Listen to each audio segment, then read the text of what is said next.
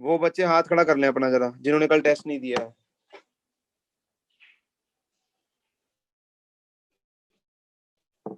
मैं तुम्हें पहले ही बोल चुका हूँ कि अपने पेरेंट्स से कल मिलवा देना, ठीक है? तुमने हाथ खड़ा कर लिया है।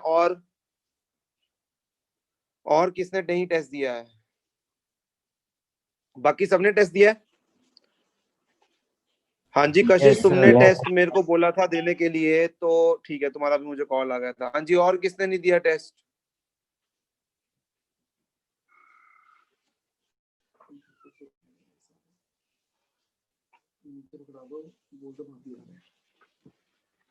हाँ जी, बाकी सबने टेस्ट दिया था।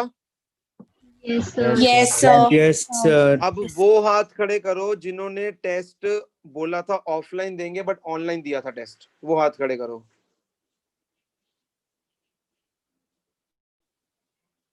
संचिता तुम हाथ नीचे कर लो, तुम्हारे से कल होगी थी बात। भूमि, तुम्हारे पेरेंट्स का भी कॉल आ गया था, हाथ नीचे कर लो।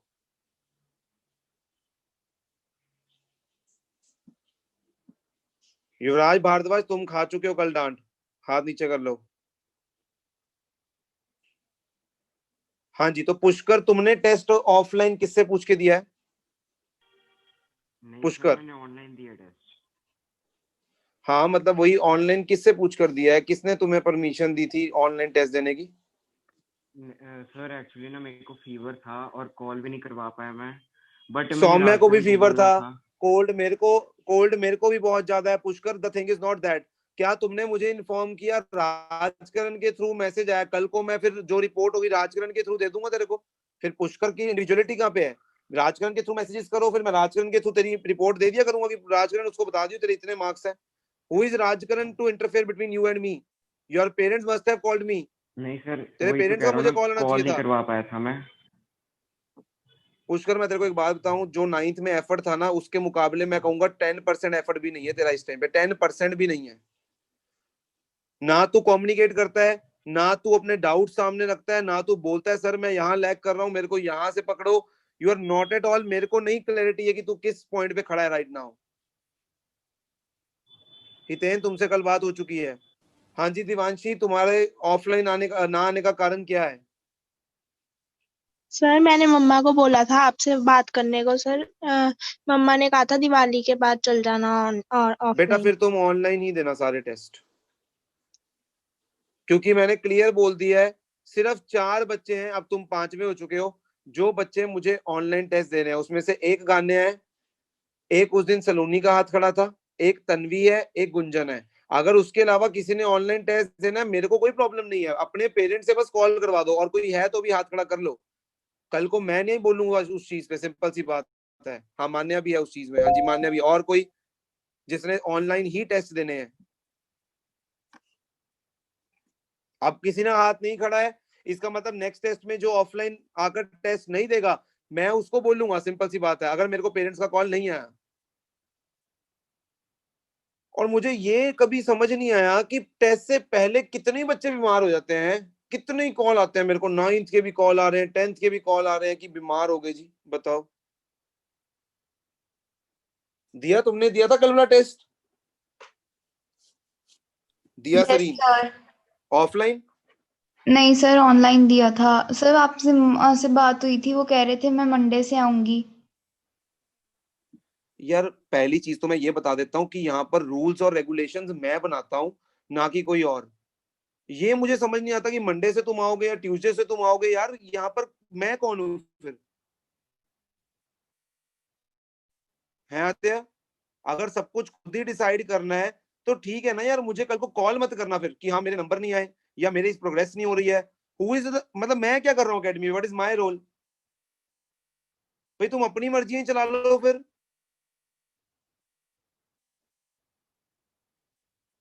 क्यों देते हैं फिर? जब मन करेगा तू भी आ जाइयो ऑफलाइन, जब मन करेगा तू ऑनलाइन आ जियो। सही है ना आदित्य? नहीं सर, मैंने ऑफलाइन ही आना है। जब टीचर, जब बात ये टीचर की बात सुननी ही नहीं है, तो what is the fun of having a teacher then? खुद पढ़ लो फिर यार। Yes sir. कल को नंबर नहीं आएंगे, who will be responsible? Rohit sir will be responsible, because he is teaching us science.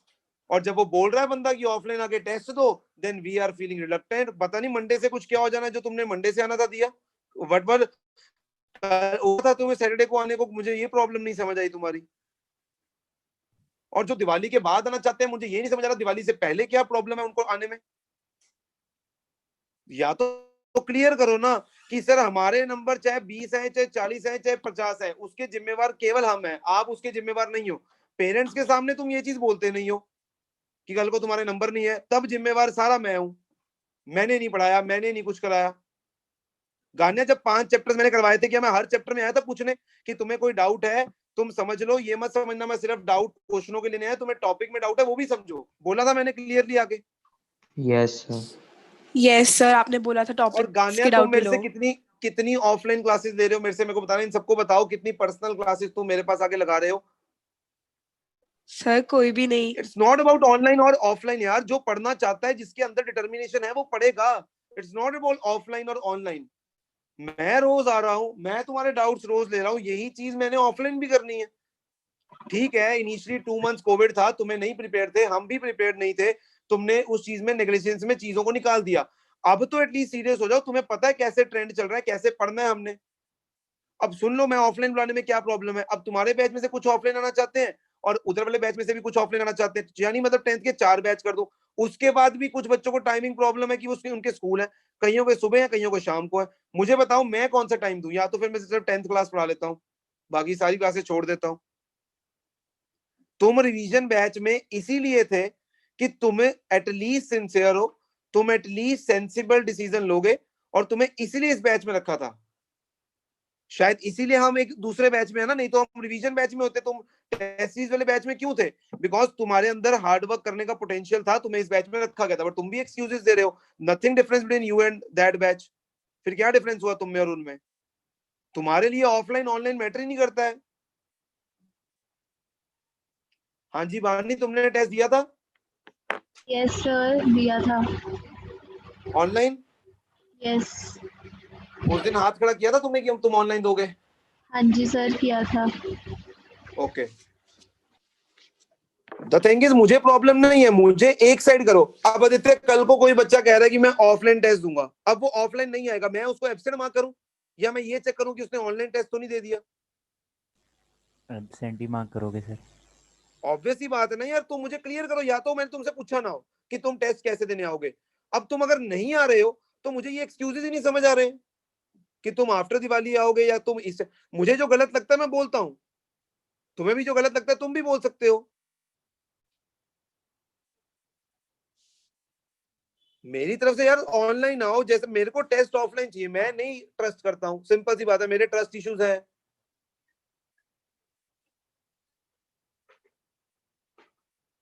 मैं तुम्हारे लिए बुला रहा हूँ ऑनलाइन। अब जो ऑफलाइन आके टेस्ट दे गए, एटलीस्ट मेरे को पता है उन्होंने मेरे आंखों के सामने दिया, मैं उनपे कर सकता हूँ कि हाँ वो मेरे सामने बैठ के टेस्ट दे रहे हैं।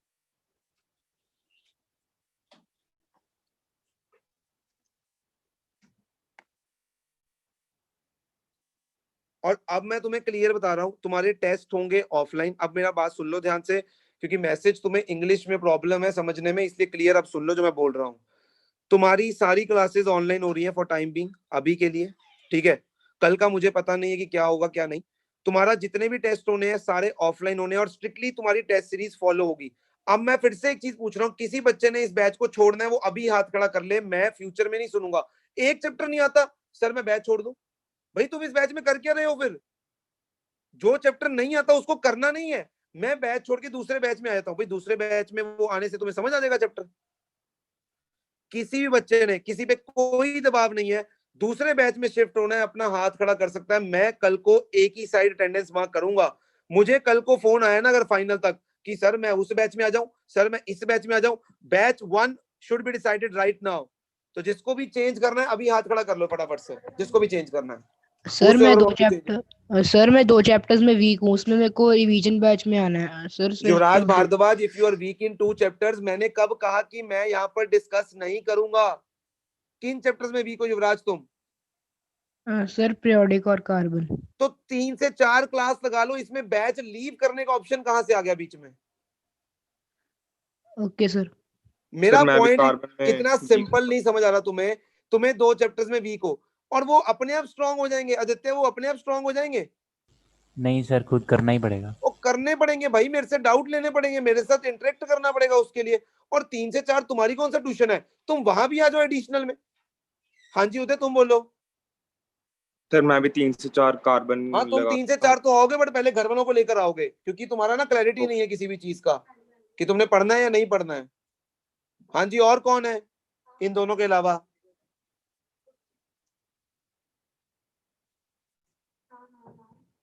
और कौन है जल्दी बताओ जिसने चेंज करना है। मैं रोज रोज ये ड्रामा नहीं खेलूंगा आगे। If you want to change it then tell.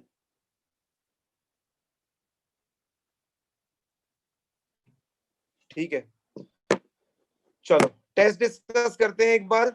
तो मैंने काफी टेस्ट चेक कर दिए हुए हैं और आज रात तक या कल सुबह तक सारे टेस्ट चेक हो जाएंगे। तो अब मैं तुम्हें बताता हूँ फर्स्ट क्वेश्चन। देखो पहले क्वेश्चन में क्या है। अच्छा एक चीज और मैं बता देता हूँ, तुमने फर्स्ट ऑफ ऑल टेस्ट देने हैं ऑफलाइन। सेकेंडली तुम्हें लगता है तुम्हें कोई टॉपिक वीक है, ठीक है, तुम्हें लगता है कि तुम्हें वो मेरे से टॉपिक इंटरेक्ट करके समझना है, तुम्हें लगता है कि तुम्हें मेरे से पर्सनल टाइम चाहिए, वेडनेसडे को तुम्हें रिसेप्शन वाले नंबर पे कॉल करना है 11 बजे के बाद, अपना नाम लिखवाना है और तुम्हें टॉपिक लिखवाना है जो तुम मेरे से करना चाहते हो, ठीक है। मैं वेडनेसडे को वो लिस्ट देखूंगा और अकॉर्डिंगली थर्सडे फ्राइडे और सैटरडे या संडे तुम्हें इन चारों दिन में से एक टाइम मिलेगा, तुम आकर अपना वो डाउट वो डिस्कस कर सकते हो और ये एवरी वीक चलेगा। Same for math, same for science. मेरी बात समझ आ रही है तो एटलीस्ट अपने माइक अनम्यूट करके हाँ या ना में जवाब दे दो। Yes sir. बिकॉज मैं Yes, दोबारा से अपनी बात कर रहा हूँ। Yes sir. और Yes, और sir. बता दो मैं तुम्हारे लिए क्या कर सकता हूँ तमन्ना, इसके अलावा मैं वो भी करने को तैयार हूँ। तुम्हें वेडनेसडे को कॉल करना है एकेडमी पे, अपना नाम लिखवाना है कि मुझे ये टॉपिक करना है, मुझे ये टॉपिक डिस्कस करना है फॉर जो चैप्टर्स हो चुके हैं। और मैं ये नहीं सुनूंगा मेरे को कार्बन चैप्टर करना है, this is not the topic. जो टॉपिक समझना है, जिस टॉपिक में प्रॉब्लम है, अगर तुम्हें कार्बन करना है तो कार्बन की वीडियो सुनो, तुम अपने डाउट्स लिखो, उन डाउट्स को वहां पर लिखवाओ कि मुझे सर से ये टॉपिक करना है, मुझे टाइम चाहिए। तो तुम्हें अपने आप थर्सडे फ्राइडे सैटरडे और संडे रिसेप्शन से कॉल आ जाएगा कि तुम्हारा ये दिन है और ये टाइम पे तुमने आना है, और तुम्हें उस पे आना ही है, वरना अगले दिन तुम्हारी बारी नहीं आएगी। ऐसा क्यों हो रहा है आदित्य, तू बता सकता है मेरे को? सर ताकि पता हो कौन कब आया। एग्जैक्टली बिकॉज हम लिमिटेड है, हम 20 से ज्यादा बच्चे नहीं बिठा सकते हैं। मुझे मैं टाइम दे दूं 6 से 7 और देखो 40 बच्चे आ गए, तो मैं किसको जवाब दूंगा? एटलीस्ट तुम्हें सिंसियर होना पड़ेगा। जो टाइम तुम्हें दिया जाएगा उस टाइम पे तुम्हें आकर अपनी जो डाउट्स हैं वो क्वेरीज ले लेनी है मेरे से। तो याद रखना Thursday Friday Saturday Sunday, Wednesday को तुम्हें कॉल करना है, तुम थर्सडे को कॉल करके बताओगे, it will not be entertained, फिर नेक्स्ट वेडनेसडे तुम्हारी बारी आएगी। इसीलिए बोल रहा हूँ ताकि सारी चीजें तुम्हारे जहन में क्लियर हो। मुझे बार बार फोन नहीं करना, सर कितने बजे कॉल करना है, सर कितने बजे नहीं कॉल करना है। 11 बजे के बाद रिसेप्शन पे कॉल करके तुम्हें अपना डाउट बताना है और अपना नाम बताना है। अपने आप तुम्हें रिसेप्शन से कॉल आ जाएगा कि तुम्हें इस दिन बुलाया गया है, इतने बजे बुलाया गया है, प्रस्तुत हो जाना उस टाइम पे। मेरी बात सबको क्लियर है? Yes Yes, sir. Yes sir. Sir. तो ये मेरे उस मैसेज का मतलब था। तो सिर्फ वैसे तुम्हारा ऑफलाइन नहीं है, तुम जो मर्जी आके समझ सकते हो, जो मर्जी डाउट लो, मुझे कोई प्रॉब्लम नहीं है उस चीज से। Okay question number 1 discuss. पहले तुम बताओ तुम्हें किन क्वेश्चन में डाउट है, उसके बाद फिर मैं बताऊंगा कि मुझे टेस्ट चेक करते हुए किन क्वेश्चंस में लगा कि मुझे डिस्कस करने चाहिए। पहले तुम्हारी बारी है, बोलो। Question number 5. Question number 21. 5 गान्या कह रहा है what happens when hydrogen gas is passed over heated copper oxide. तो देखो copper oxide CuO black colour का होता है, यू नो दैट। उससे हाइड्रोजन को पास करूंगा तो कॉपर बनेगा और H2O, और कॉपर रेडिश ब्राउन कलर का होता है गान्या। तो तुमने ग्रीन लिख दी है, it turns into brown, the black coating on the surface turns brown. Clear है sir. हाँ जी नेक्स्ट Sir, बोलो किसी को 21. कौन से क्वेश्चन पहले तो जो हाँ बोलो कौन से पहले फर्स्ट 10 में बोलो। Third, sir. Third the compound which is used as an oxidising agent in many chemical industries. ये तो एनसीईआरटी में यूजेस में दिया हुआ है कि bleaching powder is used as an oxidising agent in many chemical industries. वो ऑक्सीजन को देने का काम करता है और सब्सटेंसेस को ऑक्सीडाइज करने में हेल्प करता है। ब्लीचिंग पाउडर है इसका आंसर, ये यूजेस में लिखा हुआ है ब्लीचिंग पाउडर के। Okay, sir. हाँ जी फर्स्ट 10 में जिनको भी डाउट है अपने हाथ खड़े कर लो ताकि मैं एक करके पूछ लूं। फर्स्ट 10 क्वेश्चंस में जिसको भी डाउट है। हाँ जी अंश गुप्ता बोलो। Sir 7th. 7th the electrolytic decomposition of water gives hydrogen and oxygen. ये तो पता ही है कि हाइड्रोजन की वॉल्यूम ऑक्सीजन से डबल मिलती है, यानी 2:1 by volume. The volume of sir. Hydrogen gas is double the volume of oxygen gas. Okay, sir. और बोलो कि इस क्वेश्चन में डाउट है तुम्हें? सर 1। मैं अंश से पूछ रहा हूँ, अंश तुम्हें नहीं है, चांदी मेहताब बोल लो। फर्स्ट क्वेश्चन में yes sir. Consider 3 elements A B C, कहता है which belong to second period of periodic table. Element B C से ज्यादा मेटेलिक है। ए और सी इलेक्ट्रॉन को लूज और गेन करते हैं, एक इलेक्ट्रॉन को लूज और गेन करते हैं और वो अपने ऑक्टेट को कंप्लीट करते हैं। इसका मतलब ये क्लियर है कि जो ए है, एक सेकंड रुकना,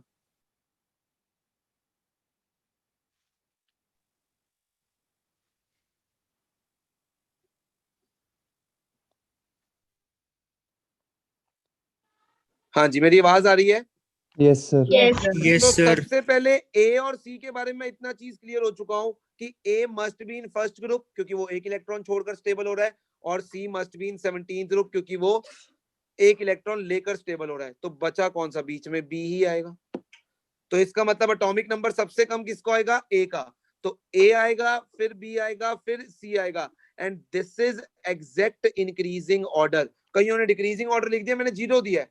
क्वेश्चन में पूछा है इंक्रीजिंग ऑर्डर, तो सबसे कम ए, फिर बी, फिर C Mehtab. This is the correct answer. और कई कैसे लिख रहे हैं? A comma B comma C, ये भी नहीं चेक किया मैंने, 0 दिया इसको भी। भाई what is the meaning of A comma B comma C? Right in the perfect order, A सबसे कम, फिर बी, फिर सी। हाँ जी Divanshi. Sir 8th question. 8th question, यहां पर क्वेश्चन में मिसप्रिंटिंग थी। The correct increasing order of acidic strength पूछा गया था, तो मैंने इस क्वेश्चन में ग्रेस दी है। वैसे इसका आंसर था करेक्ट इंक्रीजिंग ऑर्डर का, the answer was A part. A part. Okay sir, thank you. हाँ जी, और किसी को फर्स्ट 10 क्वेश्चंस में doubt? No sir. No sir. जिन बच्चों को 11 से 15 क्वेश्चन में डाउट है, 11 से 15, वो अपने हाथ खड़े कर लो। हाँ जी हर्षिता बोलो, तुम्हें क्या कौन से क्वेश्चन में डाउट है? 13 का फर्स्ट सर। 13th का फर्स्ट, बड़ा ही प्यारा क्वेश्चन है। Give a test that can be used to confirm the presence of carbon in a compound. उस कंपाउंड को जलाओ, अगर कंपाउंड जलाने पर कार्बन डाइऑक्साइड गैस रिलीज कर देगा तो डेफिनेटली उस कंपाउंड के अंदर कार्बन है। कोई भी कार्बन कंपाउंड को जलाने पर वो कार्बन डाइऑक्साइड गैस रिलीज करता है, और यही इसका सिर्फ एक और इकलौता करेक्ट आंसर है कि उस कंपाउंड को जलाओ और वो कार्बन डाइऑक्साइड गैस रिलीज करेगा। और गुंजन ने ये भी मेंशन किया था कि कार्बन डाइऑक्साइड गैस की प्रेजेंस को तुम चेक कर सकते हो, it turns lime water milky और it comes out with brisk effervescence. Okay sir. हाँ जी, नेक्स्ट वंश जेठी बोलो तुम्हारा डाउट। सर हो गया कवर अप, यही था। तो फिर हाथ नीचे कर लो जिनके हो चुके हैं। हाँ जी Ganya. Sir 12th question. 12th question, question में कह रहा है the conditions preferred for some plants are given, which plants grow well over the largest range of pH values. तो इसकी पीएच रेंज भी 2 है और इसकी पीएच रेंज भी 2 है, यानी ये सबसे ज्यादा पीएच रेंज में ग्रो हो सकते हैं, लार्जेस्ट रेंज है इनकी। Black currant and strawberry first part का आंसर है। Next, which plants can grow in most acidic soil. तो डेफिनेटली पोटैटो का जो पीएच है सबसे कम है, यानी वो सबसे ज्यादा एसिडिक सॉइल में ग्रो किया जा सकता है। तो सेकंड पार्ट का आंसर क्या है? Potato. Which plants can grow in the basic soil only, यानी जिनका पीएच 7 से ज्यादा होना चाहिए। 7 से ज्यादा पीएच सिर्फ मिंट का है, 7 to 8, तो ये सिर्फ बेसिक सॉइल में ही ग्रो होगा। और अनियन कब ग्रो होगा? Well between the pH range of 6 to 7। तो ये थे चारों पार्ट्स के आंसर। सर सी पार्ट में ब्लैक करंट क्यों नहीं आ सकता, क्योंकि उसका भी तो 8 है। अरे तुम नहीं समझ रहे हो, सिर्फ basic soil. Black currant can be grown in acidic as well as basic, because वो 6 to 8 है, तो वो एसिडिक में भी ग्रो कर सकता है, बेसिक में भी। बट उसने क्वेश्चन में सिर्फ बेसिक सॉइल पूछा है, जो सिर्फ बेसिक सॉइल में तुम ग्रो कर सकते हो, not acidic. Okay sir. Clear है गान्या? Yes sir. ओके हाँ जी, next. Sir 15th B part।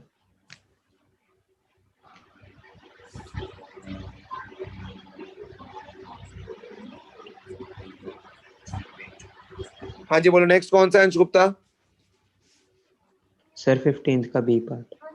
15th का B, write the chemical formula of product form when Q reacts with CuSO4। तो Q जब CuSO4 से रिएक्ट करेगा तो वहां पर क्या बनेगा, Q2SO4 बनेगा, Q2SO4 प्लस क्या बनेगा, Cu। This is the answer, Q2SO4 बनेगा प्लस Cu। सर सर हाँ जी, सर पर अगर इस क्वेश्चन में हाँ सर पर अगर इस क्वेश्चन में अगर Q Na2SO4 को डिस्प्लेस कर रहा है तो Na सेकंड नंबर पे है, तो वो पोटेशियम ही हुआ ना, क्योंकि वो सबसे ऊपर है। कह सकते हो, बट तुम्हें लिखना नहीं है इसमें कौन सा एलिमेंट है। तो तुम्हें अगर हम एलिमेंट, उसके साथ तुम क्यू के रिस्पेक्ट में आंसर दो। Okay sir. हाँ, नेक्स्ट बोलो अब 15 तक, 16 to 20। 16 to 20 जिन बच्चों को डाउट्स है वो हाथ खड़े कर लें।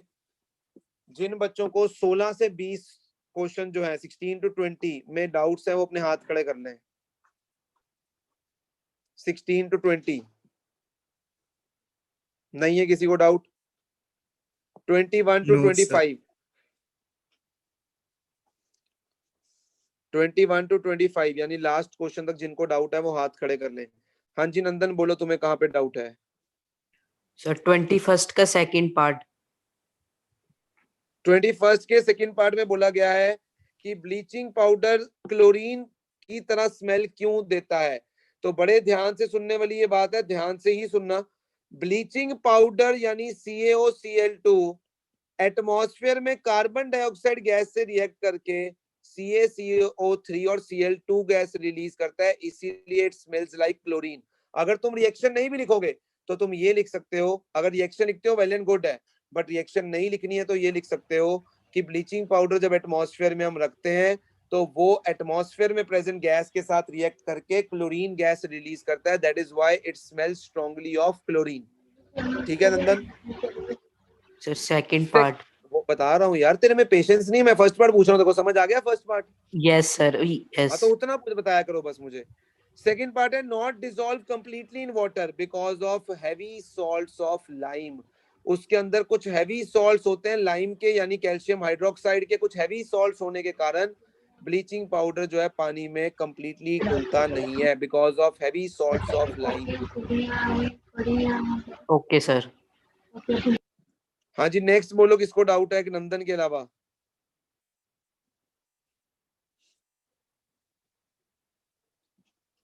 हाँ जी नहीं है किसी को doubt. No sir. No sir. चलो तो ये तो तुम्हारा हो गया टेस्ट का काम खत्म।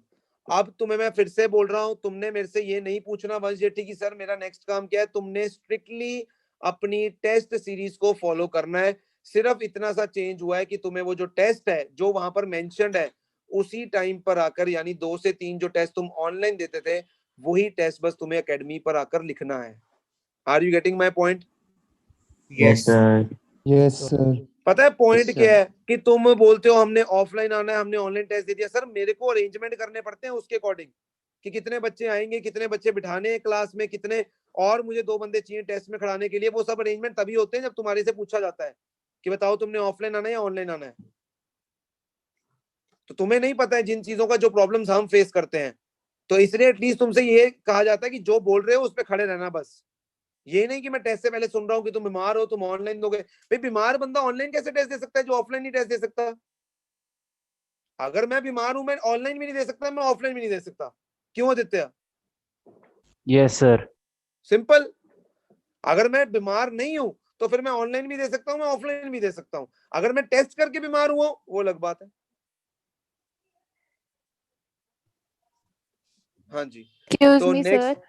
सर हाँ जी हाँ जी बोलो। 25th में एक बार प्लीज ऑर्डर डिस्कस कर दो। BDAC क्यों नहीं है। BDAC क्यों नहीं है, लो जी। सबसे पहले पूछा डिक्रीजिंग ऑर्डर ऑफ पीएच। तुम मुझे बताना बी का जो पीएच है सबसे कम है कि सबसे ज्यादा है। सबसे कम है। सबसे कम। तो डिक्रीजिंग ऑर्डर का मतलब क्या होता है, पहले जिसका सबसे ज्यादा है ज्यादा उसको से लिखा कम। जाता है। हाँ तो ज्यादा से कम जाना ना, तुम कम से ज्यादा क्यों जा रहे हो। ठीक है।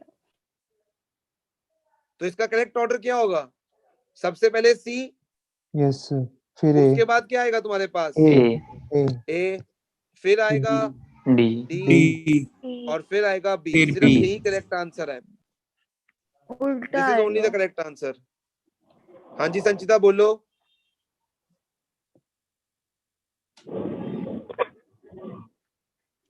हाँ जी संचिता मेरी आवाज आ रही है तुम्हें? बोलो बोलो क्या पूछना है? कुछ नहीं किया था। ओके हाँ जी बोलो भाई, बाकियों को क्या पूछना है? बस यस सर। अब यस सर। हमने लाइफ प्रोसेसेस में डीपीपी 1 न्यूट्रिशन मेरे ख्याल से डिस्कस कर ली थी। यस और no? Yes yes sir. Yes इसका सर। मतलब तुम्हारा न्यूट्रिशन अब तैयार हो जाना चाहिए। न्यूट्रिशन में अब तुम्हें 1% भी किसी चीज का डाउट नहीं होना चाहिए। पहले लर्न करना है, ठीक है? यार मुझे एक बात ये नहीं समझ आती, तुम किसी डॉक्टर के पास जाकर बैठ जाओ और उसको बोलो यार मेरी प्रॉब्लम आप पे लाबल है ते आप पे इलाज कर दे, ऐसा हो सकता है कभी? No sir. No sir. कोई प्रॉब्लम आ रही है तो तुम्हें उसको बताना पड़ेगा। आई एक्सेप्ट द रीजन कि तुम शाय हो सकते हो, कि तुम क्लास में नहीं बोलना चाहते, बट एटलीस्ट एक मैसेज पे भी नहीं तुम बोल सकते? इतने कौन से शाय हो यार तुम? मैसेज पे बोल दो मुझे ये चीज कि सर मेरे को इस एंड इस टॉपिक में प्रॉब्लम है, kindly discuss when you will take the next class. क्या बड़ी बात हो जाएगी? मुझे एक बात बताओ। बट तुम्हें डाउट्स कब आते हैं? जब टेस्ट आता है। अब उदय को डाउट्स थे केमिस्ट्री के 2 चैप्टर में, क्या उदय ने मेरे साथ डिस्कस किया? नहीं, उसको डाउट्स तब आए जब टेस्ट था। अपनी गलतियां माननी नहीं, तुमने दूसरी गलतियां निकालनी है 100 कि वो गलत है बंदा। हाँ जी, तो अब हमने डिस्कस करना है रेस्पिरेशन और ट्रांसपोर्टेशन। इसका टेस्ट कब है लाइफ प्रोसेसेस का? थर्सडे। तो हमारे पास अभी भी इनफ डेज हैं, हम इस चैप्टर को अच्छे से थॉरली लर्न कर सकते हैं।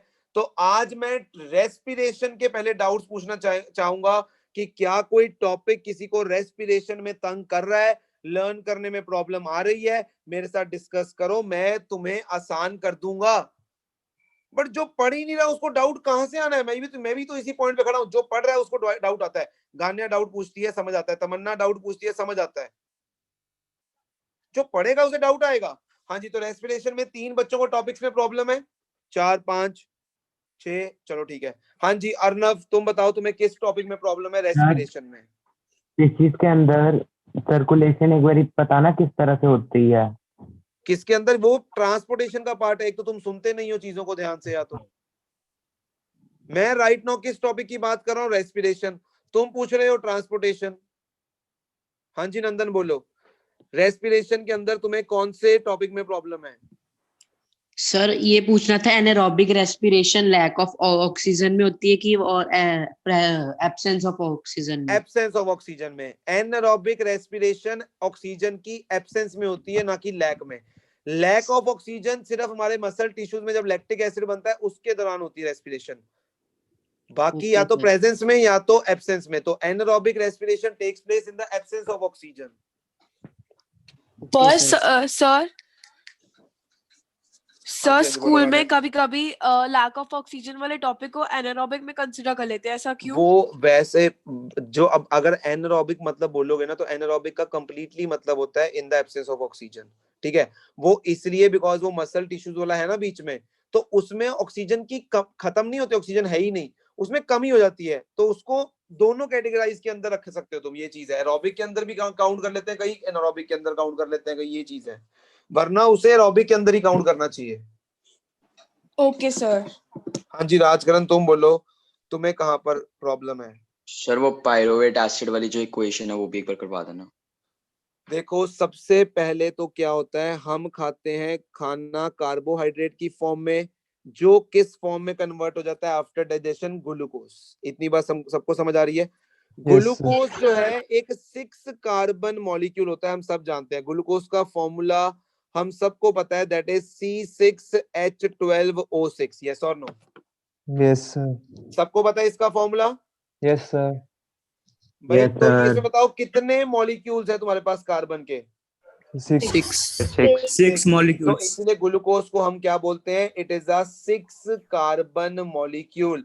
तो सबसे पहले खाना हमने खाया था in the form of carbohydrate, वो हमारी बॉडी के अंदर जाकर कन्वर्ट हो गया इन द फॉर्म ऑफ, जल्दी से बताओ, ग्लूकोज। ग्लूकोज जो है वो क्या है, एक 6 कार्बन मॉलिक्यूल है। सबसे पहले ये ग्लूकोज कन्वर्ट होता है पाइरूवेट में।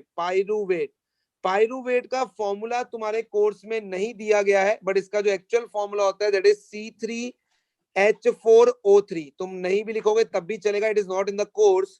तो पाइरूवेट जो होता है it is a 3 carbon molecule, it is a 3 carbon molecule. तो ग्लूकोज सबसे पहले कन्वर्ट होता है इनटू द पाइरूवेट, यानी 6 कार्बन मॉलिक्यूल से कन्वर्ट होता है 3 कार्बन मॉलिक्यूल में। अब बता सकते हो ये प्रोसेस कहां पर होता है? ग्लूकोज से जो पाइरूवेट कन्वर्जन है वो कहां पर होती है? साइटोप्लाज्म के अंदर। अब यहां से तुम्हारे पास 3 केसेस बनेंगे। पहला केस होगा in the presence of oxygen, जो प्रोसेस कहां पर होगा? माइटोकॉन्ड्रिया में। यस और नो? Yes sir.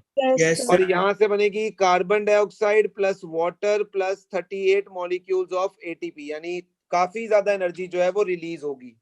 सेकंड होगा एब्सेंस ऑफ ऑक्सीजन में। एब्सेंस ऑफ ऑक्सीजन के अंदर ये प्रोसेस करते हैं, इस प्रोसेस को बोलते हैं फर्मेंटेशन, और ये ऑर्गेनिजम्स करते हैं यीस्ट जैसे ऑर्गेनिजम्स। और इस केस में क्या बनेगा जल्दी से मुझे बताओ? इथेनॉल CO2 प्लस टू काफी एटीपी। कम एनर्जी रिलीज होगी इस प्रोसेस में, ethanol plus CO2 plus 2 ATP। और एक लास्ट केस है लैक ऑफ ऑक्सीजन। ये होता है हमारे मसल सेल्स के अंदर। मसल सेल्स में होता है ये, जब हमें क्रैम्प्स वगैरह पड़ते हैं तो इसमें बनता है लैक्टिक एसिड, और लैक्टिक एसिड के साथ क्या बनता है? 2 ATP। 2 ATP। Are you getting my point और not? Yes sir. Yes, sir. याद कैसे रखना है? जब एरोबिक था, ये एरोबिक रेस्पिरेशन का पार्ट था। एरोबिक में कार्बन डाइऑक्साइड भी थी, पानी भी था, और एटीपी भी थी 38 ज्यादा। नेक्स्ट वाले में पानी कम हो गया, पानी निकल गया, सिर्फ CO2 रह गई। और तीसरे वाले में क्या है? दोनों ही नहीं है, सिर्फ लैक्टिक एसिड और 2 ATP। तो ये वो पूरा चार्ट है जो डिफरेंट डिफरेंट ऑर्गेनिज्म में डिफरेंट डिफरेंट पाथवेज जो है रेस्पिरेशन के फॉलो होते हैं। राजकरण क्लियर है सर? हाँ जी, नेक्स्ट है मेहताब। हाँ जी बोलो, किस टॉपिक में तुम्हें डाउट है? सर ह्यूमन रेस्पिरेटरी सिस्टम में। ह्यूमन रेस्पिरेटरी सिस्टम में कहां पर डाउट है मेहताब? सर एपिग्लोटिस कहाँ पे आता है वो नहीं समझ आ रहा। एपिग्लोटिस एक शटर की तरह होता है, मैं तेरे को एक डायग्राम भेजूंगा, एपिग्लोटिस में दिखाऊंगा तेरे को, वीडियो भेजूंगा। वो एक शटर की तरह होता है, वो बेसिकली प्रिवेंट करता है कि खाना जो है वो फूड पाइप में जाए, और जो हम सांस ले रहे हैं, जो एयर अंदर ले रहे हैं, वो विंड पाइप में जाए। तो it act as a shutter. वो मैं तेरे को वीडियो के थ्रू समझा सकता हूँ, मेरे ख्याल से एनसीईआरटी में उसका डायग्राम नहीं गिवन है जिसमें वो एपिग्लोटिस मेंशन्ड हो। मतलब उससे क्लैरिटी नहीं होगी तेरे को इतनी कि एपिग्लोटिस क्या, मैं फंक्शन बता रहा हूँ तेरे को। It act as a shutter, जिससे वो खाने को प्रिवेंट करता है कि वो विंड पाइप में ना जाए और सिर्फ फूड पाइप के अंदर ही जाए। Okay sir. और मेहताब? बस सर इसी में था। हाँ जी गान्या। सर रेस्पिरेशन और ब्रीदिंग के डिफरेंस में मुझे 2 पॉइंट्स में डाउट है। रेस्पिरेशन और ब्रीदिंग के डिफरेंस के 2 पॉइंट्स में डाउट है, बोलो गान्या। सर एक पॉइंट में लिखा हुआ है कि एंजाइम्स इन्वॉल्व होते हैं रेस्पिरेशन में, वो कौन से एंजाइम्स होते हैं और कैसे होते हैं? एंजाइम्स जो इन्वॉल्व होते हैं रेस्पिरेशन प्रोसेस के दौरान, तुम एंजाइम्स मतलब कैटलिस्ट की बात कर रहे हो, तो उसमें तुम एंजाइम्स कौन से लिख सकते हो? एक सेकंड सोचने दो मुझे, कौन से एंजाइम तुम लिख सकते हो? डाइजेशन के दौरान तो पेप्सिन और ट्रिप्सिन जो है वो इन्वॉल्व होते हैं। तो बेसिकली जो एंजाइम्स तुम्हारे इन्वॉल्व होते हैं ड्यूरिंग रेस्पिरेशन, तुम ये भी कह सकते हो कि NADH जो होता है एंजाइम वो रिलीज होता है, ठीक है। ATP कह सकते हो, एडिनोसाइन ट्राइफॉस्फेट मॉलिक्यूल है, वो रिलीज होता है। समझ रहे हो? It's not in the syllabus, but काफी सारे एंजाइम्स जो है रेस्पिरेशन के दौरान वो रिलीज होते हैं। Okay sir. और दूसरा पॉइंट है कि ब्रीदिंग एक्स्ट्रा सेल्यूलर प्रोसेस है, वो कैसे? अब ब्रीदिंग एक्स्ट्रा, पहले तो एक्स्ट्रा सेलुलर का मतलब क्या है? सेल्स के बाहर। कोई बता सकता है? कोई और? सर इसके अंदर ऐसा हो सकता है कि हम O2 इनहेल करके CO2 एक्सहेल कर रहे हैं, सर उसके अंदर हम CO2 सेल से एक्सहेल कर रहे हैं सर, मतलब कार्बन के मॉलिक्यूल्स भी। ब्रीदिंग को एक्स्ट्रा सेलुलर प्रोसेस इसीलिए बोला जाता है क्योंकि वो आउटसाइड होती है, ठीक है। हम जो सांस और लेना और छोड़ते हैं वो सेल्स के अंदर से नहीं होता, बाहर से होता है। रेस्पिरेशन जो प्रोसेस है, रेस्पिरेशन में जो हम एनर्जी प्रोड्यूस करते हैं वो सेल के अंदर होता है, माइटोकॉन्ड्रिया से होता है। गान्या, एनर्जी जो प्रोड्यूस होती है वो सेल के अंदर है, mitochondria. Yes sir, yes sir. But breathing process जब हम कर रहे हैं तो सेल का उसमें ऐसा कोई इन्वॉल्वमेंट नहीं है, वो आउटसाइड द सेल हो रहा है प्रोसेस। हम सांस ले रहे हैं, डायफ्राम नीचे जा रहा है, it's not a part of cell, तो इसलिए उसको हम एक्स्ट्रा सेलुलर बोल देते हैं। जबकि रेस्पिरेशन को हम क्या बोलते हैं, इंट्रा सेलुलर, क्योंकि respiration means producing energy through breakdown of food, और ये एनर्जी प्रोड्यूस होती है इन माइटोकॉन्ड्रिया। और mitochondria is a cell organelle, cell के अंदर, that is why it is intracellular. और breathing basically it takes place outside the cell, उसमें cell के अंदर नहीं कुछ हो रहा, सेल के बाहर ब्रीदिंग प्रोसेस हो रहा है, ऑक्सीजन और कार्बन डाइऑक्साइड का एक्सचेंज हो रहा है, ठीक है, वो लंग्स के थ्रू हो रहा है, तो इसलिए it is an extra cellular process. और सर रेस्पिरेशन एक्स्ट्रा सेल्यूलर कैसे? यहाँ पे लिखा हुआ है both extra cellular and intra cellular. Respiration intracellular होती है बेसिकली, और एक्चुअली रेस्पिरेशन में दोनों आ जाता है ना, ब्रीदिंग और ब्रेकडाउन दोनों आ जाता है ना, इसलिए हम उसको एक्स्ट्रा और इंट्रा दोनों बोल रहे हैं। रेस्पिरेशन एक ब्रॉड टर्म हो जाएगी ना, जैसे हम कहेंगे इनहेरिटेंस एक ब्रॉड टर्म है जिसके अंदर हेरिडिटी भी इंक्लूडेड है, ये चीज। Yes sir. हाँ जी वंश जेठी तुम बोलो। ओके ओके ओके, हाँ जी वंश जेठी। सर एक लाइन में डाउट था कि carbon dioxide is more soluble in water than oxygen and hence is mostly transported in dissolved form in our blood. ये लाइन समझ में आई? हाँ जी, कौन समझाएगा ये लाइन कि carbon dioxide is more soluble in blood than O2 hence it is mostly transported in the dissolved manner? कौन बताएगा इस लाइन के बारे में क्या मतलब है? हाँ जी आदित्य। सर जो हीमोग्लोबिन होता है वो ऑक्सीजन से ज्यादा कार्बन डाइऑक्साइड को अट्रैक्ट करता है, तो इसीलिए वो बोल रहा है कि जो कार्बन डाइऑक्साइड है वो मोस्टली जो है ब्लड में सॉल्युबल फॉर्म में ही ट्रांसपोर्ट होती है वंश जेठी। जो कार्बन डाइऑक्साइड हम बॉडी से रिलीज आउट करते हैं ना, वो हमारी बॉडी में जो है ब्लड लेकर आता है, वो वेरियस सेल्स से वो ब्लड कलेक्ट करता है, because carbon monoxide is soluble in the blood as compare to oxygen, तो इसलिए वो डिसॉल्व्ड फॉर्म में किया है, हमेशा हमारी बॉडी में ट्रांसपोर्ट करती है। सर यहाँ पे कार्बन डाइऑक्साइड की बात नहीं हो रही। कार्बन, वो आदित्य के आंसर पे नहीं आ रहा हूँ। आदित्य जो कार्बन डाइऑक्साइड होता है उसकी एफिनिटी नहीं होती है, कार्बन मोनोऑक्साइड की एफिनिटी होती है हीमोग्लोबिन के साथ। यहाँ पर सिंपल बस वो ये कहना चाहता है कि सॉल्युबिलिटी कार्बन डाइऑक्साइड की ब्लड के अंदर ज्यादा होती है, इसलिए वो मोस्टली सॉल्युबल फॉर्म में हमारी बॉडी में ट्रांसपोर्ट करता है। और आदित्य जो तू बोल रहा है वो कार्बन मोनोऑक्साइड के लिए होता है कि carbon monoxide has more affinity, मतलब haemoglobin has more affinity for carbon monoxide as compare to carbon dioxide, वो कार्बन मोनोऑक्साइड के लिए होता है। वंश जेठी ये लाइन से क्वेश्चन आता है कि कार्बन डाइऑक्साइड कैसे बॉडी में ट्रांसपोर्ट होती है, तो इसको भूलियो मत क्वेश्चन को। Okay sir. हाँ जी, तो अब जो बाकी जिन्होंने डाउट नहीं पूछे हैं, क्या उनको कोई डाउट नहीं है? नहीं, ऐसा नहीं है, उनको डाउट होंगे बट उन्होंने किया ही कुछ नहीं है, उन्होंने किया ही कुछ नहीं। किस किसने चैप्टर रेस्पिरेशन तैयार कर लिया, मुझे बताओ, किस किसने तैयार कर लिया रेस्पिरेशन? सर मेरा डीपीपी में डाउट है। हाँ ठीक है, ओ इट्स ओके, तुम्हारा डीपी में डाउट होगा, मैं पूछ रहा हूँ किस किसने तैयार कर लिया है। तो सलोनी को, प्रिया को कोई डाउट नहीं है इसके अंदर? सलोनी, प्रिया? सर डीपीपी में डाउट है। डीपी में कंसेप्ट में कोई डाउट नहीं है? ऐसे नहीं, मैंने वीडियो देख ली थी। नहीं, वीडियो देख ली थी। जब मैंने अभी पूछा था, जो वंश जेठी ने डाउट पूछा था, तुमने तो हाथ खड़े करके एक्सप्लेन करना ही नहीं सोचा उसको। अगर तुम्हें नहीं डाउट था तो तुम उसका डाउट क्लियर कर देते।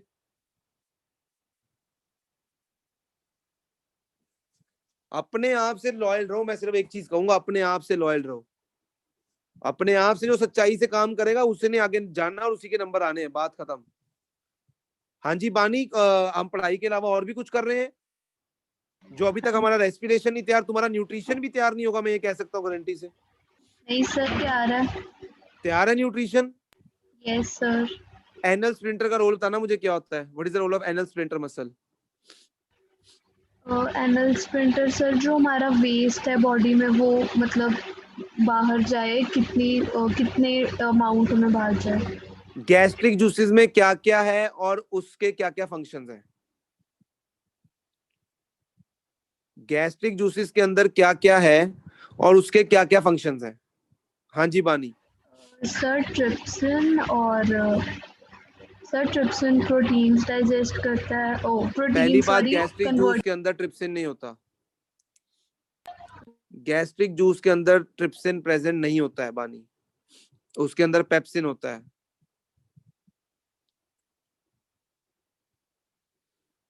बानी मैं क्वेश्चन किससे पूछ रहा हूँ? हाँ जी सर, मेरे से। तो माइक किसका अनम्यूट होना चाहिए? मेरा सर। और ये अंडरस्टूड है ना, इसमें बताने की जरूरत तो नहीं है कि बानी से अगर बात हो रही है तो बानी एटलीस्ट जब तक उससे बात चल रही है तब तक माइक उसका अनम्यूट रहे। हाँ जी। अब बताओ आगे फंक्शन गैस्ट्रिक जूस के। वैसे सर मेरा तैयार है, मतलब एक रिवीजन के बाद आ जाएगा अच्छी तरह। कब होगी वो रिवीजन यार, कब होगी यार? अगर मैं तुम्हें सिंपल सी एक बात बताता हूँ, मैं किस पॉलिसी पे काम करता हूँ। अगर मुझे कुछ आता है ना तो फिर मुझे वो आता है, बेशक भगवान आकर पूछ ले, बेशक कोई आकर पूछ ले, मेरे लिए घबराहट का विषय ही नहीं है। भाई किस चीज का डर है? जो मुझे आता है वो मुझे आता है, मैं उसमें 100% श्योर हूँ। तुम कब श्योर हो गए यार 100% किसी चीज में?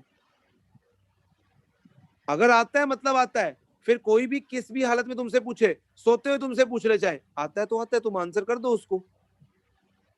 Then where is revision coming from? चलो डीपीपी 2 डिस्कस करते हैं।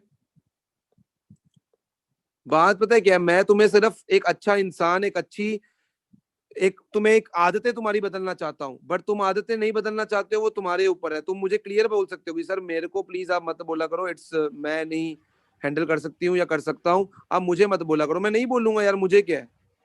हाँ जी बोलो। डीपी 2 में फर्स्ट 10 क्वेश्चंस में कौन से क्वेश्चन में डाउट है? फर्स्ट 10 में सर फोर्थ।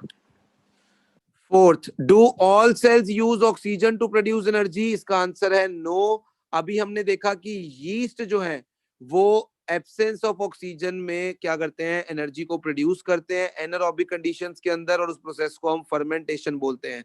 तो सारे सेल्स को ऑक्सीजन नहीं चाहिए होती है to produce the energy.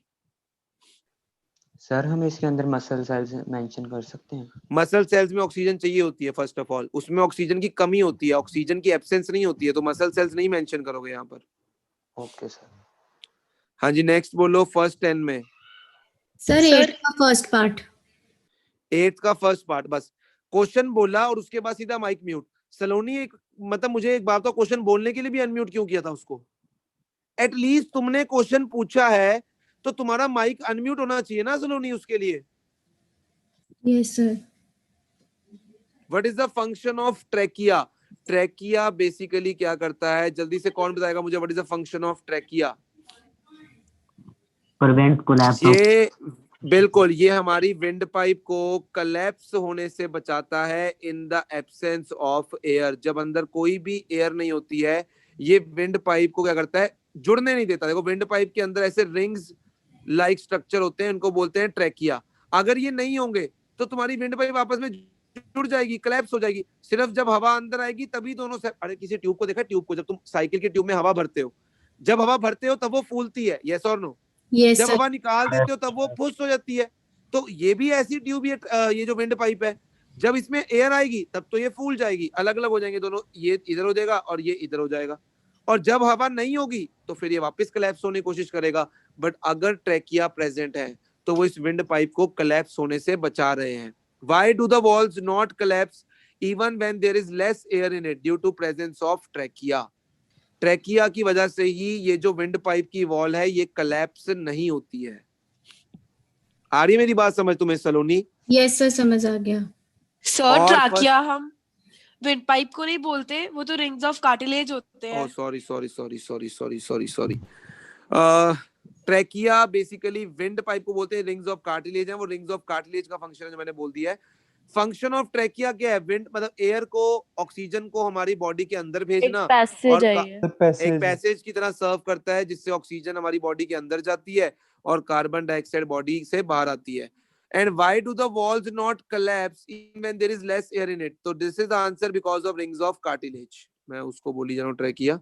Because of rings of cartilage, walls collapse नहीं करती है, ये ट्रैकिया collapse नहीं करता है because उसके अंदर rings of cartilage present होते हैं।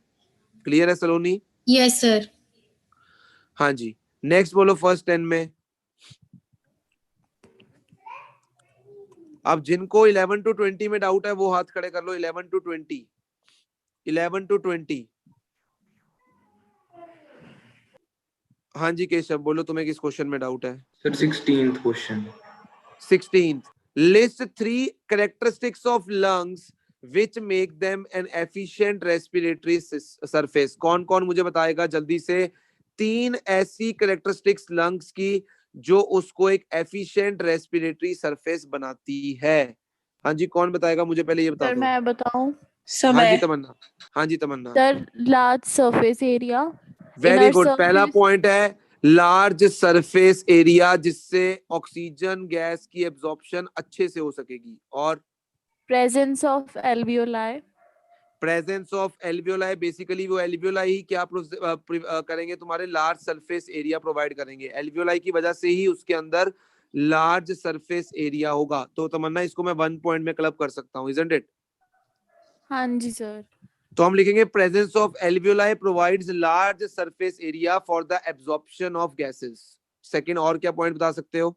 सर और लंग्स के अंदर एक सेकंड, अंदर वाला हाँ बोलो। सरफेस लंग्स का मॉइस्ट और थोड़ा स्मूथ होता है। बिल्कुल, ये भी लिख सकते हो कि surface is moist and smooth. Moist होने से क्या फायदा मिलेगा सरफेस के?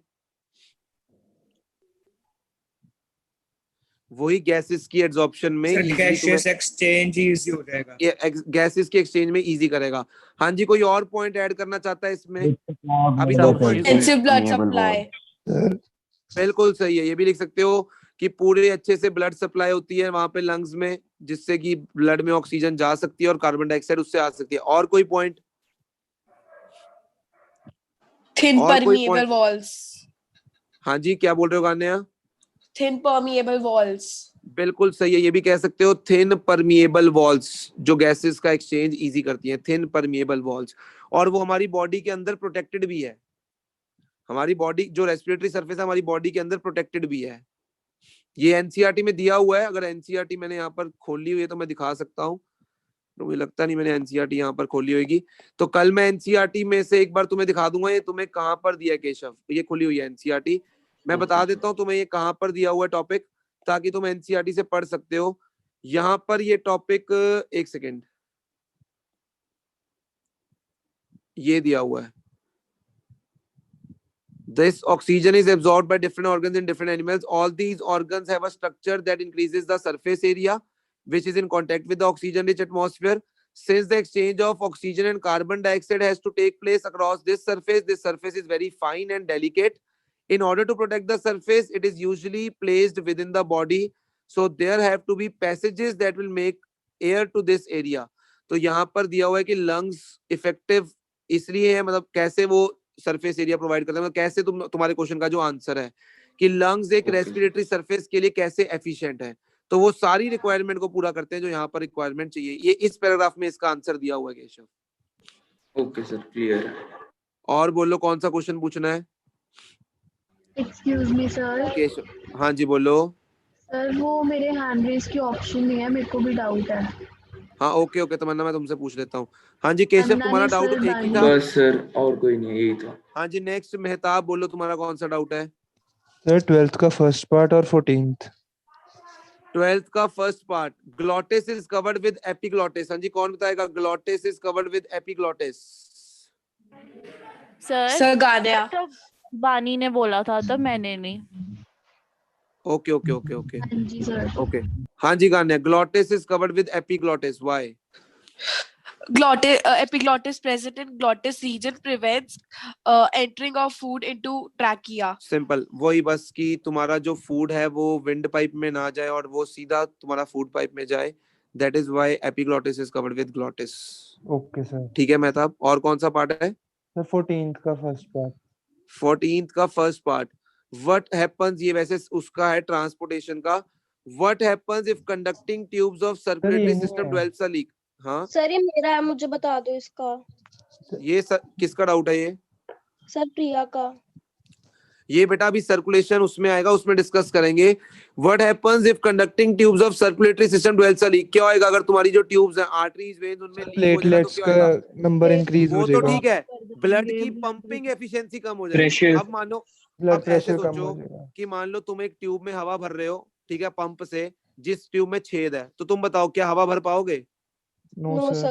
तो ब्लड, हार्ट का काम क्या होता है? हमारे ब्लड को हाई प्रेशर पे भेजना। अब मान लो ट्यूब में छेद हुआ तो वो हाई प्रेशर क्रिएट ही नहीं हो पाएगा। यस और नो? Yes sir. तो इफ कंडक्टिंग ट्यूब में लीक होगा तो जो हार्ट है हमारा पंपिंग सिस्टम है वो ब्लड को पूरे अच्छे से प्रेशर पे भेज ही नहीं पाएगा, उसकी पंपिंग एफिशिएंसी कम हो जाएगी, और जैसे ही ये लीक डेवलप होता है तो जो हमारी प्लेटलेट्स होते हैं वो इस लीक को भर देते हैं, इस लीक को बंद कर देते हैं। जैसे हम पेंचर में क्या करते हैं, अपना वो जो होल होता है उसे बंद कर लेते हैं ना, उसी Yes, तरह sir. हमारे बॉडी में अंदर ये प्लेटलेट्स ये काम करते हैं, वो ब्लड को क्लॉट करने में हेल्प करते हैं, रोक देते हैं। Okay sir sir. हाँ जी। सर आपकी डीपीपी में वो 13th का ए पार्ट है जो मैंने पूछना था। 13th का ए पार्ट, हाँ जी। Breathe when a sportsman run, ये वाला ही गेट मसल क्रैम्प्स कि ये ब्रीदिंग साइकिल इज रिदमिक वाला? यस सर, ब्रीदिंग हाँ जी, cycle. Breathing cycle is rhythmic whereas exchange of gases is a continuous process। बता सकता है कोई मुझे कि ब्रीदिंग साइकिल रिदमिक है but exchange of gases is a continuous process? कौन बताएगा? सर अंश। हाँ जी अंश। ओके, पहले अंश बताओ एक बार क्या क्या आंसर आना चाहिए इसका। Sir exchange of gases continuous process इसलिए क्योंकि सर ये रिदमिकली नहीं हो रहा, मतलब सर ये कॉन्टिन्यूस वर्डिंग हो में रहा है। हाँ हाँ सर ब्रीदिंग साइकिल हम थोड़े टाइम रुक के कर लेते हैं एक तरह से, सर वो बीच में ओके। स्टॉप हाँ हो जी, जाता कोई है और? Sir, but exchange of gases continuous. मैं समझ गया तुम्हारी भावनाओं को, बट एक आंसर प्रॉपर चाहिए। हाँ जी नमिश, तुम May क्या I लिखोगे? tell? एक सर मिनट ब्रीदिंग साइकिल में हम एक्सहेल और इनहेल करते हैं, और exchange of gases, breathing cycle में हमारी ऑक्सीजन जो है वो स्टोर होती है, और हम जब ब्रीथ नहीं भी करते तब भी ब्लड के साथ उसका एक्सचेंज होता रहता है। एग्जैक्टली, जब हम सांस ले लेते हैं कुछ टाइम बाद हम सांस छोड़ते हैं, it is a rhythmic process. अब जैसे ही हमने सांस ले ली है तो सांस हम ले रहे हैं, अब नेक्स्ट जब हम सांस लेंगे सेकेंड टाइम जब हम ब्रीथ करेंगे तो अभी ऑक्सीजन हमने इनहेल नहीं किया, बट फिर भी जो एक्सचेंज ऑफ ऑक्सीजन है हमारा ब्लड का और एल्वियोलाई के साथ, वो एक्सचेंज ऑफ ऑक्सीजन हमेशा चलता रहेगा। ऐसा नहीं है कि जब जब हम सांस लेंगे तभी ऑक्सीजन का एक्सचेंज होगा। It is a continuous process, वो बॉडी के अंदर कॉन्टिन्यूसली चल रहा है। जैसे मेहताब तूने सांस लिया, ठीक हाँ जी है, सर। ऑक्सीजन अंदर गई तो ट्रांसपोर्टेशन शुरू हुई। ऐसा नहीं है, ऑक्सीजन पहले से ही हमारे लंग्स के अंदर कुछ ना कुछ प्रेजेंट होती है ताकि हमेशा जो ट्रांसपोर्टेशन है ऑक्सीजन और कार्बन डाइऑक्साइड का वो कॉन्टिन्यूअस रहे। उसको ब्रीदिंग से ऑब्वियसली बात है ऑक्सीजन इनहेल करेगा तो वहां पर पहुंचेगी, बट ऐसा नहीं कि ब्रीदिंग तूने मान ले 1 सेकंड बाद की है या कुछ क्षणों बाद की है, तूने सांस लेने की कोशिश की है तभी ऑक्सीजन का भी एक्सचेंज होगा। ऑक्सीजन का एक्सचेंज कॉन्टिन्यूसली लंग्स के अंदर हो रहा है एल्वियोलाई और ब्लड के बीच में, बट ब्रीदिंग साइकिल हम क्या करते हैं, एक पहले सांस लेते हैं फिर छोड़ते हैं, फिर लेते हैं फिर छोड़ते हैं, तो वो एक रिदमिक प्रोसेस है। इसका मैं तुम्हें एग्जैक्ट आंसर भेज दूंगा, ऐसे क्वेश्चंस के एग्जैक्ट आंसर्स लिखने पड़ते हैं और याद करने पड़ते हैं, ये ऐसे क्वेश्चंस होते हैं। सर इसमें ये भी तो आ सकता है, इंक्लूड हम कर सकते हैं कि जो एक्सचेंज है वो ब्लड और बॉडी के सेल्स में कॉन्टिन्यूसली होता रहता है। बिल्कुल सही है, बिल्कुल सही है। वही मैं कह रहा हूँ कि बॉडी के सेल्स और जो ब्लड है उनमें एक्सचेंज ऑफ गैसेस कॉन्टिन्यूसली चलता रहता है। ऑक्सीजन देते रहते हैं ब्लड से, मतलब ब्लड से ऑक्सीजन निकलती रहती है, कार्बन डाइऑक्साइड ब्लड कलेक्ट करता रहता है, तो it is a continuous process. हाँ जी, नेक्स्ट 15 तक बोलो। नेक्स्ट मान्या, तुम्हारा कौन सा डाउट है? सर क्वेश्चन नंबर 20 में सिर्फ ब्रोंकाई का डायग्राम बनाना है। हाँ बिल्कुल, explain the structure of bronchi with the help of NEET diagram and label on it. Trachea नहीं, पूरा ही बनाना है, मतलब क्योंकि ट्रैकिया तो तुम ये यहाँ से बस तुमने कंटिन्यू करना है इससे। Okay sir. ये ब्रोंकाई, उसके बाद ब्रोंक्यूल्स एंड फाइनली। हाँ जी वंश जेठी। सर 18 के बी पार्ट का फर्स्ट। 18th के बी पार्ट का first, write other names of the following. Alveolar sac, alveolar sac को हम क्या बोलते हैं? एल्वियोलाई। एल्वियोलाई। और वॉइस बॉक्स को क्या बोलते हैं? फेरिंग्स। तो एल्वियोलाई और फेरिंग्स। सर फेरिंग्स या लैरिंग्स? लैरिंग्स।